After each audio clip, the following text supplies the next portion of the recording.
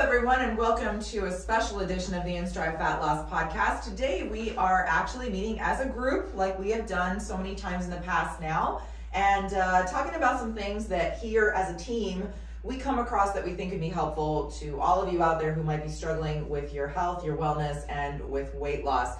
If you don't know who InStriv is, we'll talk a little bit more about us at the end here, but you can certainly check us out at instriv.com. You can visit our website, you can visit our Facebook or any social media page and learn more about what we do, how it works, and schedule a consultation if you're interested. So today we are going to be talking about daily habits and life hacks that can help you lead a happier and healthier life. So just kind of to set the stage a little bit here, the people that you are going to be hearing from today are experts in the field. So we have dietitians, we have nurses, we have certified specialists here. And we have dealt with weight loss and weight loss clients for a very long time. So our goal is to pass some of our knowledge in dealing with these types of situations and everyone's unique needs and unique weight loss goals and health concerns, and how we can give help and aid to a variety of people from each of our individual platforms. And hopefully, you'll find some little nuggets along the way that'll help you as well. So for me, daily habit that helps lead a healthier life, and that's such a broad topic, it's like you hear that and you're like, wow, there's so many things you can incorporate. I don't know about you guys, but a lot of times I have really good intentions, but actually the getting it in place and finding the time to do it can be a little bit tough. So something I know that makes my life feel more in control and me feel less overwhelmed is having a little self-care routine where I just kind of try to plan 15 minutes in my day to do something that makes me feel better. And it can be anything. It can be reading a book. It can be, cooking if you like to cook. I like to cook. It can be listening to a podcast. It can be listening to music. It can be watching your favorite television show. It doesn't really matter what that self-care is. Heck, if you going to Target, I mean, that's self-care for me. But that can be your 15-minute window where you really can kind of de-escalate from your day, recenter yourself, and feel like your entire day isn't filled with tasking for other people or for your job or for everything else you have going on in your life, but actually giving yourself back a little something, a little time, a little nice space where you feel like you're taking better care of you. And that's really important, because otherwise you get really overwhelmed. What I recommend is, if you feel like you're super busy and you just can't hit that time, plan it like you would any other appointment. Get in your phone, put a little appointment time in with yourself, put it on your calendar, write it on the calendar at home. If you have a family and you have to write your events and things down, write that down so nobody's taken over your time right in that space when that space is for you. But treat it like an appointment that's extremely important, because it is. That self-care, if you don't give yourself that time and that space to do the things you enjoy and love in life, there will come a time when you're really burnt out. And being burnt out, you can't be there for anyone if you're not there for yourself. So that would be my tip. But we're definitely going to give you guys a whole lot of other tips here. I do have a little bit more going on down the road, but I want to let somebody else take the stage. So ladies, who wants to talk here about your tip? Well, we can kind of overlap the self-care, and where I'm coming from would be how important sleep is, because so much research is coming out on your sleep and the quality of sleep and getting so many hours a night. And that ranges from person to person. Not everyone needs 8 hours. Some people need 9 to 10. Some people can, especially as you get older, need 6 to 7. And a lot of older clients on our program say, I go to sleep around 9, 10 o'clock and I'm up at 4. Is that okay? And I'm like, it's absolutely okay, because sleep is really meant to heal. That is what sleep is for. Healing and cleaning up your body and your brain. And there is actual research now, doing studies on the brain while you're sleeping, that your brain literally washes itself while you're sleeping, where cerebral spinal fluid, things that cross the blood-brain barrier, they go in and it actually cleanses the different parts of your brain. Oh, gets rid of toxins. That's really neat. And for a brain shower. Yeah, that's what I thought. Yeah. And there's a process of, lack of better terminology. It's almost like a filing system. Your brain goes through this, all the things that happen in your day, and sometimes they show up in dreams. weird things that had occurred. Sometimes I would love to know what my brain thinks I'm doing during the day. Yeah, if that's the case. But all this information is kind of floating in your brain, and it files it. So it goes through all the insignificant things and deletes it, and takes all the things that are really important and downloads it and almost files it in your brain. That's why it's so important in children, because they're bombarded with so much information, and they're filing the good things away, and the things that don't mean anything you're forgetting. And that's why we don't remember a lot of our childhood, but we still remember how to read and do all of those things. So there's this process of healing and filing when you're sleeping.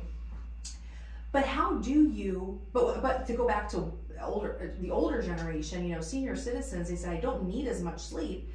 Well, you don't have as much of the filing going on. Hormones are also being balanced. You don't have as many hormones as someone who's 25, 30 and in their prime and reproductive, and there's a lot of hormones. That makes a lot of sense too. My kids can sleep. Your kids, when they're teenagers, can sleep till noon or whatever. And you're like, wow, I used to be able to do that. Why can't I do that anymore?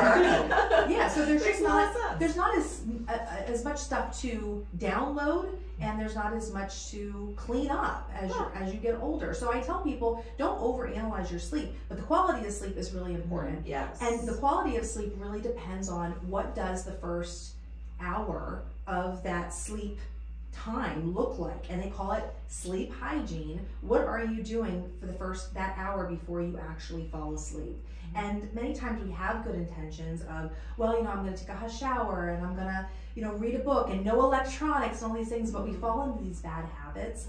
So it's really important that you find some sort of routine. And if it is that 15 minutes where you're doing self-care, where you are sticking to a skin routine, you are brushing your teeth and flossing and doing all your boxes and checking off, you feel so much better when you finally do crawl into bed. And you also got that self-care time that you really need. Yeah. So finding the routine that's going to work for you, sticking to it. I found that having some sort of tool for measurement is really helpful. Getting the watches, the Apple watches that measure Fitbit, measure your sleep. It's almost like a game with yourself. The first thing I do when I wake up is check my health. I don't have one personally, but Keith, my guy does, and he does it too. Every morning, that's the first thing he's doing, is looking at his sleep tracker. Yeah, I think that's seeing how much sleep. And of course, Apple does these things, and I'm sure Fitbit and different things do too. Good job, Laura, hitting your sleep goal for the last so many days. I'm like, But that's where I want to see what my quality of sleep was like. I want to see, what can I prepare myself. If it wasn't a great way of sleep, then I know, okay, I need to prepare for myself that day, where I know in the afternoon I'm probably going to have a lull, get a good snack available to me, not junk food. I can prepare for what's going to be coming, because I know that external factors I couldn't control, a sick child, a dog that got up in the middle of the night. There's things you just can't control. You can prepare for the next day in a positive way to make sure you have everything you need. That's really interesting. A couple questions. So with the reading and things before night, before you go to bed, what do you think about people who use like a Kindle, like an electronic? Would that trigger too much stimulus? Should it be like a book? Well, the newer Kindles actually have something called a blue light, which it prevents certain type of rays hitting your retina. So many times people will say, I'll get up to pee in the middle of the night, and and once I'm up, I'm up. It's 1 o'clock in the morning, but why am I up? I can't go back to sleep. I'm like, why are you turning lights on? Well, yeah, I turned the bathroom light on. I said, when those lights hit your retina, it sends a signal to your gland in your brain, this little pineal gland, that the circadian rhythm has restarted. You are in mourning. It spikes cortisol in your system, which is a good thing. We want cortisol to spike in the morning, because as it comes down throughout the day, melatonin starts to come up. They work in opposite of each other. So as the cortisol comes down, melatonin comes up, and by the time 16 hours comes later, you should have enough melatonin in your system to be able to fall asleep somewhat naturally. But if you have that light burst, it's just biological. Your body's like, oh, it's morning time, and so your cortisol spikes, and you have to will yourself back to sleep over the course of a couple of hours, where your body's like, okay, clearly we're not getting up, and then you may fall back asleep. But then you're in a REM cycle, and you may wake up because your alarm, and it gets all messed up. So I'm like, avoid overhead lights, specifically at all times past like 7 o'clock. only lights that are on your tables, low lights, keep everything low so that it doesn't send signals to you that the sunshine is coming down on you. And also with the cortisol boost in the morning, if you ever have trouble sleeping at night, find out, think to yourself, did I have a stressful event in the afternoon? Cortisol is a stress hormone. Did I have a stress response? Did something happen to me? Did I get an email that just ticked me off at 2 o'clock and I kind of got a little worked up? That'll send another cortisol spike, which will drop melatonin, and yet again, will shift that entire sleep cycle. Yeah, that makes a lot of sense. Hours. It's crazy. Your brain is so intelligent. I tell clients that I talk to that a lot of the time that one of the things I talk about is the creams that we use, like the Renew cream, to help balance hormone. Like, well, how does that work? Well, it helps to supply additional DHEA, which your body uses to help to, make is the foundational, basically building block of your hormones. So then they'll say, well, what happens after 4 weeks when I stop using it? How come I stop using it? I'm like, because your body's really smart. And when we teach it how much it should be producing on its own, it continues to do that. Right. Melatonin, too, that's interesting you talked about that. Have you ever heard people that say that when they take melatonin, if they don't take it, they can't sleep? Because again, your body is so smart that it gets used to the fact that you're supplying it externally and it stops producing as much. Right. Yeah, your body's really, really intelligent. It's super cool. Magnesium is another great thing that we use on Plan. And before all of you run out there and buy magnesium pills and think, okay, great, I'm going to start doing that. Magnesium, it does different things depending on how you are taking it. So we don't use oral magnesium, but we do have, a transdermal magnesium. And if you are using a transdermal, because it bypasses the digestive system, magnesium can help you get into REM sleep a little easier. That's one of the good things that we use it for. Right. So yeah, lots of great information there. Well, that's fantastic. I love everything you just talked about. A lot of weird information coming out as we're doing more studies on sleep. And I had the brainwashing thing. Brainwashing. That's pretty cool. That's pretty cool. And why hydration is so important, and and people complain about having to pee at nighttime. Well, it's just your body's way of excreting toxins. Don't overanalyze it. Be thankful that you have kidney function and everything's working the way it should. Maybe you're just getting old like me. Or that. Your body's just not as strong as it used to be. You're funny because you said the light hits you and you're in mourning. I'm like, I'm in mourning. I'm mourning the rest of the sleep I'm not going to get. It makes sense though, because all the time, if I do have to get up to go to the bathroom at night, but there's some days where I'm like, I'll flick on the light because I don't want to run into a wall. Right. But then as soon as I do that, it takes me an hour to fall back asleep. So then next time I'm like, okay, I'm not going to turn on the light. I may run into a wall or two, but honestly, it's worth it because then I go back to sleep. So I'm like, I'm really not going to complain. The stress thing too made a lot of sense because I know there's times that something will happen right around bedtime that keys me up, and then I notice it's a lot harder to get to sleep at a reasonable time. Yeah, super interesting. What about the rest of you ladies? What nuggets do we have to share with everybody?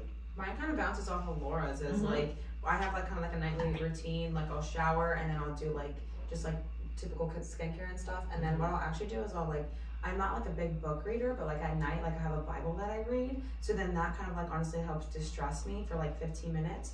I swear to God, as soon as I put that down, 5 seconds, I'm out. There's not a shot that I'm staying up throughout the whole entire night. As soon as I do that, I'm out. And once I don't do that, the nightly routine, sometimes again, habits, I catch myself out of habit. I'll sit there on TikTok for what I think is 5 minutes, and turns out it's actually 20 minutes. Yeah. And then doom scroll. Yes. And I just get into the cycle, and I'm like, these are funny, and then 20 minutes later, I'm like, oh my God, it's 11:20. I was supposed to be in bed an hour ago. Yeah. So I mean, it's just when I find myself out of habit, then I wake up the next morning, I'm such a grump, and I don't want to get up out of bed, and then I just it just messes my whole it's next day up. It does, in all honesty. Yeah. The phone scrolling thing, if I pick my phone up when I'm laying in bed, same exact thing. I'll be I just want to look one thing up, and before you know it, you're on there forever. Time completely disassociates from reality. Yeah. It really does. Yeah. And I look at the clock, I'm like, oh, I was supposed to be asleep after. I actually started setting timers on my social media stuff because you don't realize it, and then I sit there and I keep scrolling, and then it's my timer comes up and it's you have reached your daily limit, and it's please either type 1 2 3 4 to continue or exit out of the app, and I'm like, Yes. Yeah. When you get those notifications on your phone of like how many hours you spent on your phone, I it's know. embarrassing. Yeah. It's embarrassing. I'm like, Yes. oh, I gotta be better than that. Mom said to me the other day that I spent 3 hours on my phone while driving. I'm like, I did not. I do not. But I understand what it is. I listen to podcasts. Yeah. So maybe that's all mine So is. I think mine is like counting that as me using my, because I'm like, I do not. You're just driving on your phone, scrolling through TikTok. Yeah, like do not let my child see this. Be like, you tell me I can't touch my phone when I'm driving. Well, mine is not as informative, but I just have a life hack here that I want to share, because I always think if you have something like unenjoyable in your opinion, like say you're meal prepping and you like can't stand the idea of meal prepping, or like, you know, you got to clean your house and you don't want to do it, I always say music makes everything better. So like next thing you know, you're on hip hop barbecue radio and you're having a good old time meal prepping, and it's your new favorite thing to do. So that's my life hack, is adding music to anything, long drive or podcast, you know. It's just Abby and I share that love of podcasts. Exactly. Yeah. Anything to just take your mind out of what you're doing, because it'll make what you're doing, you'll just go in auto mode, you know, you'll be singing and getting it done. So much the same. I love to cook, but when I'm in the kitchen, I always have music or a podcast or something on. I don't know, it makes it better. And it makes it feel like self-care. It does, yeah. And you know what's going to happen is that eventually, if you get so much in a groove, especially when like vacuuming, you're going to turn into Mrs. Doubtfire. Oh yeah. You're going to be dancing. It's a production. It is a show. For those of you who don't know who it is, watch the movie because you're missing out, or at least look it up. What really goes into the idea, there's this whole push for romanticizing your life. And the littlest menial task, it's almost like you're the main character in your story. There you go. Remember when we were kids and we would look out, we had before technology, and we would, you know, look out the window in the backseat of the car. You're like in a music video. Sad music, and you're just watching the rain fall. My life sucks. You know, it's like that. But it brings you back to the present though too, because so many times, like when we drive, sometimes we get to our destination, we're like, how the heck did we get here? Oh, that always freaks me out when that happens. Yeah. Because there are times, literally, I'll be like driving to work, and all of a sudden I'm at the gas station down the road that's right down the road from me. I'm like, how did I get here? You don't I don't remember the You're initial, gas. you know, because your mind is going thinking about other things, and you know you're on autopilot. Yeah, and that's why I think there's so much of people filming themselves doing things, because it gives them that motivation, because it's like they're performing, and that idea and other people liking it, that gives them motivation that they need to just, and there's no shame in that. I mean, listen, if I need motivation to clean, I just watch somebody else clean, and I'm ready to go. Yes, you know, so that is very true. That content is worthwhile, but I think on the other side, I think that's why people do all that content, because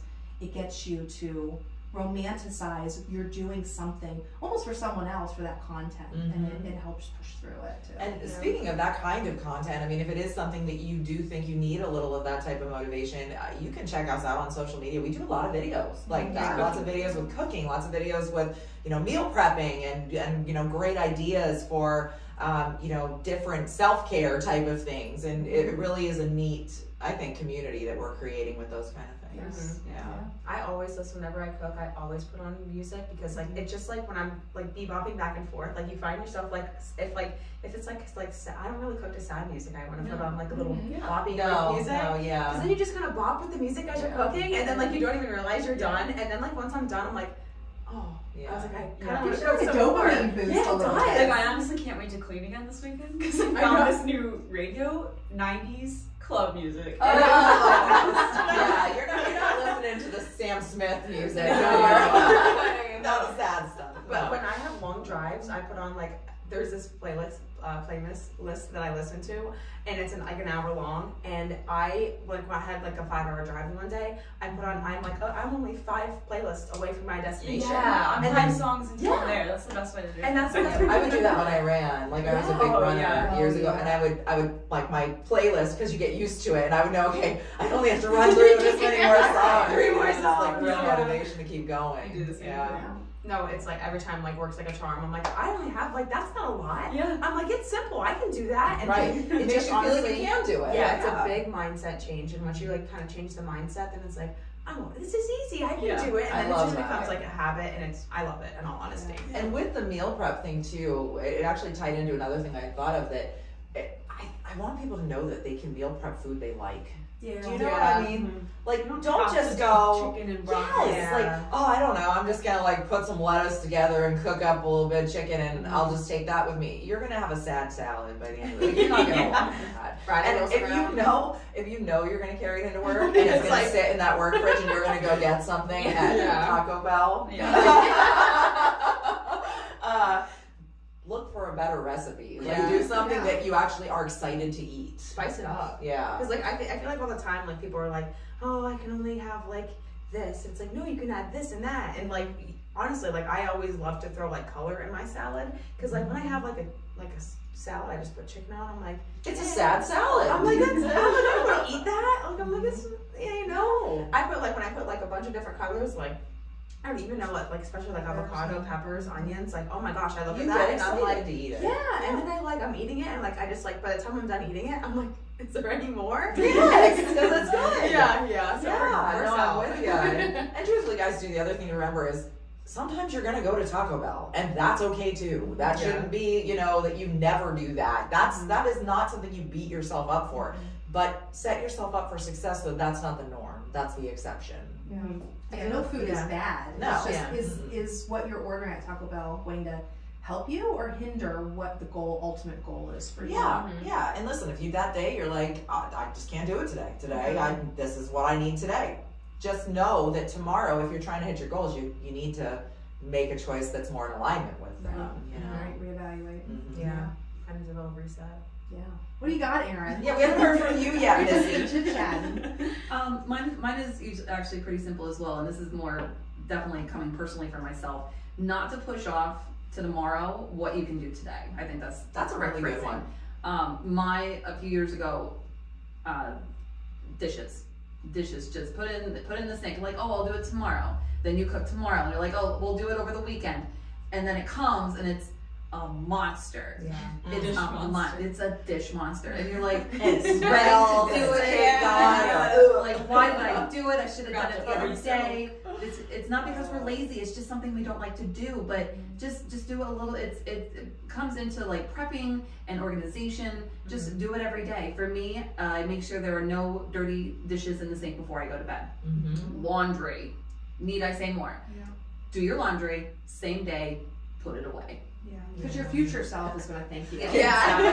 Tomorrow You maybe come to my won't be. house and say that I'll text you. to me. Yeah. The dish thing, I'm good. But the laundry thing, if you can just come over and tell me that. At night, you're like, okay, I can do this, and then you get so it's exhausted. You're like, okay, I'll do it tomorrow morning. Then you wake up in the morning, and it's like, I don't want to get out of bed, but I have all this stuff to do, and then you don't do it again. You're setting yourself up for failure. Yeah, I call those games that we play with ourselves. Yes. Because they really are. You know, really in the back of your mind that you're not going to do that. But that night, you're like, yeah, I'm going to get up early. And then you're like, no, I'm not. What But I'm Jan going to said. say that I'm going to. It's a nighttime routine. Yeah. Get your clothes out for the next day. If you have kids, get his or her clothes out for the morning. If there's stuff that needs to happen in the morning, get it as ready as possible. So when you wake up, you know what you gotta do, so you're not gonna be running late to drop your kids off at school and or get to work. Yes, and when I know for myself, when I do that, I am so much more productive throughout my day than when I'm just flying by the seat of my pants. Actually, this one is the one that got me doing the dishes every night. She did, like, I don't know, it was a while back. You're like, I'm doing this thing through the month. I think it was November. It was like Thanksgiving or something, and she was doing this thing where you changed your habits. So like for that whole month, you had to agree to do certain things. Yeah. So I like made the commitment, okay, I'm gonna wash my dishes before I go to bed, make sure there's no dishes in the sink. And it's stuck. I do it all the time now. I mean, I think it's neat how we can shift those things even if it has become a bad habit, like you were saying. There's something about waking up to an already clean kitchen. Yeah. Coming down to make your coffee and it's not like Yeah. a bomb went off in your Exactly. kitchen. Yeah. Well, what I actually do is it's just me and the way like I was just raised of like when I would dirty dishes and then let them sit in the sink, like especially like if anything that had like egg on or like Your dad would something go. stick.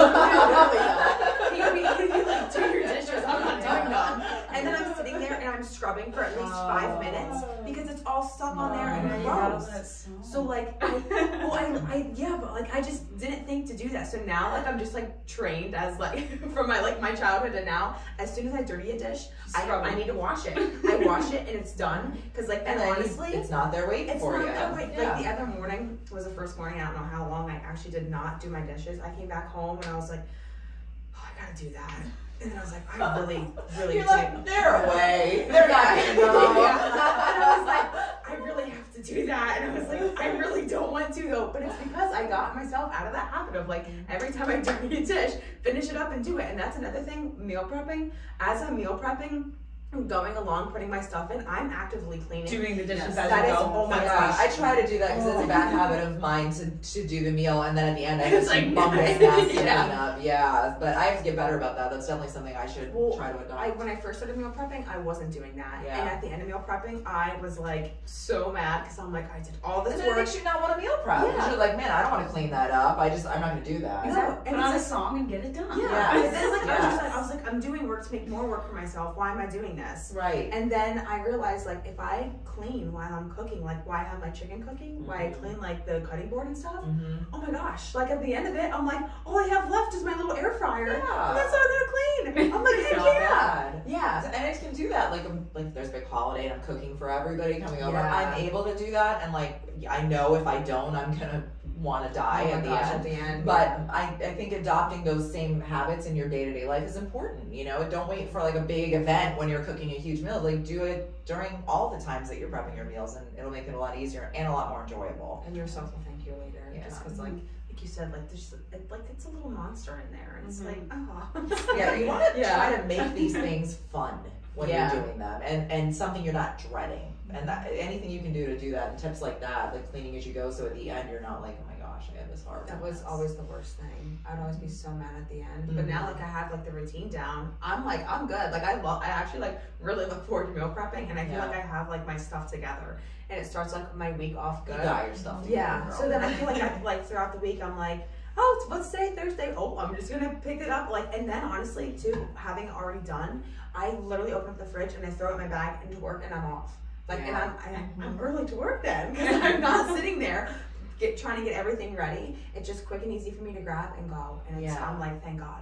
We are adulting. Yes. Right. Yeah. We are winning at adulting. We're going to wrap this one up, but one side note you just made me think of that is an important part of meal prep too is make sure that you have some decent to-go containers and you know where the lids are. Yes. Like, so if you've got a sad cabinet that's filled with like a bunch of containers with no lids and they're just like jumbled in there, get that thing organized, because it's gonna make it, again, set yourself up for success.